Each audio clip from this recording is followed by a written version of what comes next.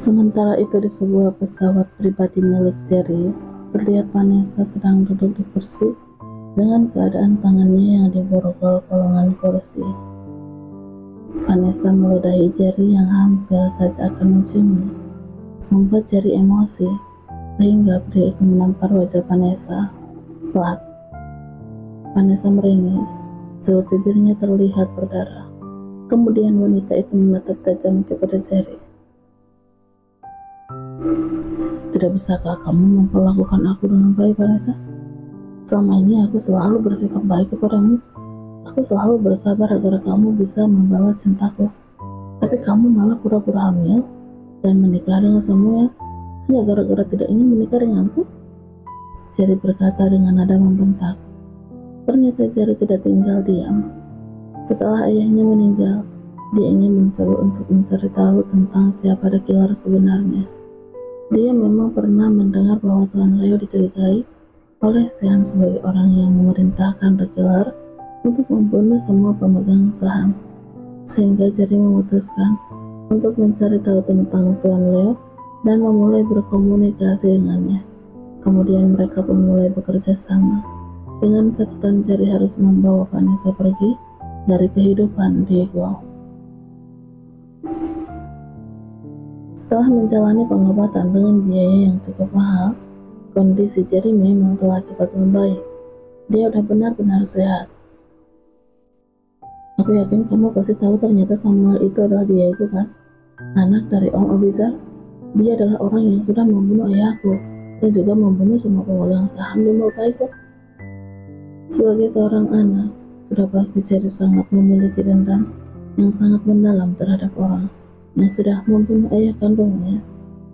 Tentu saja Jerry sangat mengenal Diego, karena dulu saat mereka masih kecil, mereka sering bertemu setiap kali ada acara yang diselenggarakan oleh ayah mereka, walaupun hubungan mereka tidak dekat.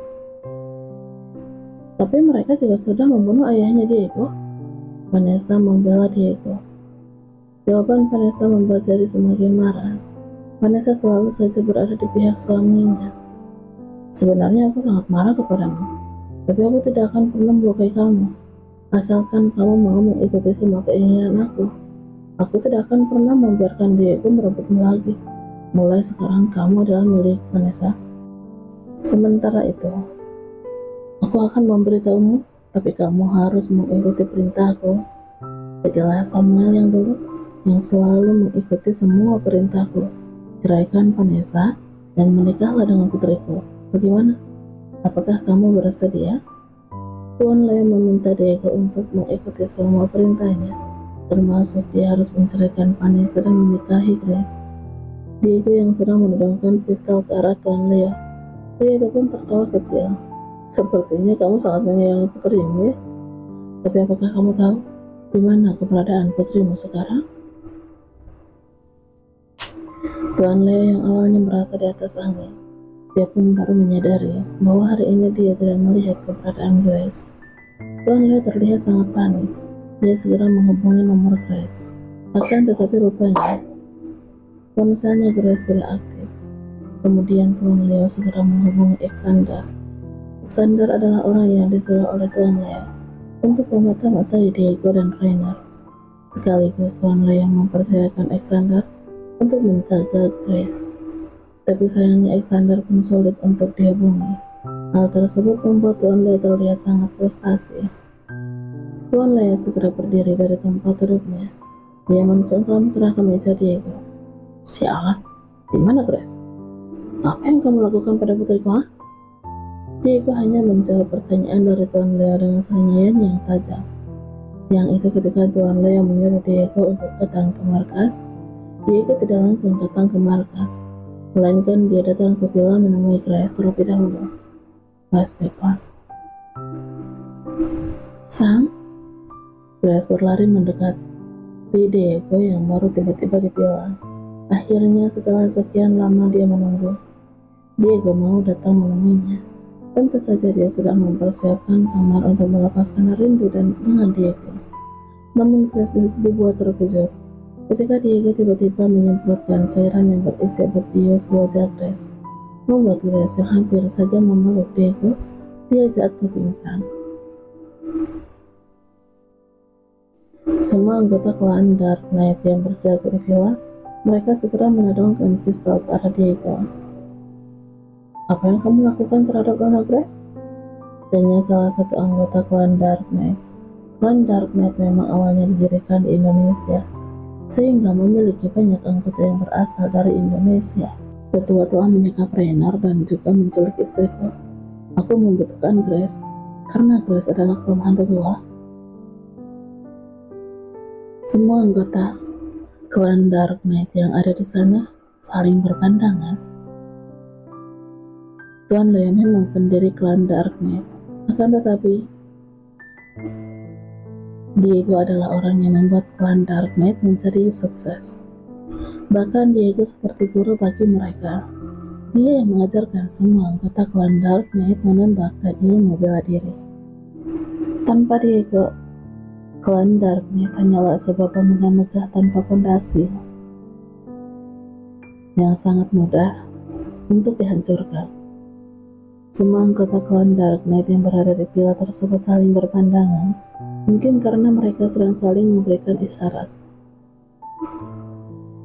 Kemudian salah satu di antara mereka ada yang berbicara. "Kami memutuskan akan berada di pihakmu." Meski semua itu adalah keputusan yang sangat sulit, tapi mereka memilih berpihak pada Diego dibandingkan dengan Tuan Leo. Karena di saat nyawa mereka terancam, Diego yang selalu berpasang badan menyelamatkan mereka. Tetapi salah satu orang yang ada di sana nampak keberatan dengan keputusan tersebut. Dia adalah Alexander, orang yang ditugaskan oleh Tuan Leo untuk memata-matai Diego dan Rainer. Diam-diam dia mengeluarkan ponsel dari saku celana. Dia harus mengirim pesan kepada Tuan Leo untuk memberitahu Tuan Leo bahwa Diego telah bekerja sama dengan para anggota klan Dark Knight yang ditugaskan berjaga di villa. Akan tetapi tiba-tiba saja terdengar suara tembakan. Dor. Diego telah menembak Alexander tepat pada bagian dadanya, membuat orang tersebut harus meregang nyawa seketika. Tubuh Alexander ambruk di lantai dengan bersimbah darah. Alexander adalah mata-mata tetua. Diego menjelaskan alasan dia harus menembak Alexander kepada semua anggota klan Dark Knight yang ada di villa itu. Diego udah bisa menebaknya dengan memperhatikan gelagat Alexander yang sangat mencurigakan. Flashback off. "Bajingan kau, di mana Grace? Cepat, katakan di mana putriku?" bentak Tuan Leo sambil mencengkram kerah ke meja Diego. Diego masih diam. Dia malah menyeringai licik memandangi Tuan Leo. Menghadapi orang licik seperti Tuan Leo memang harus dilawan dengan cara yang jauh lebih licik. Diamnya Diego membuat Tuan Leo semakin emosi. Dia pun segera memerintahkan anak buahnya untuk membunuh Rainer. "Sial, sepertinya kamu ingin melihat sahabat kamu mati di depanmu. Cepat bunuh Rainer." Tuan Leo benar-benar telah kehilangan akal sehatnya. Sebagai seorang ayah, tentu saja Grace adalah harta yang paling berharga untuknya.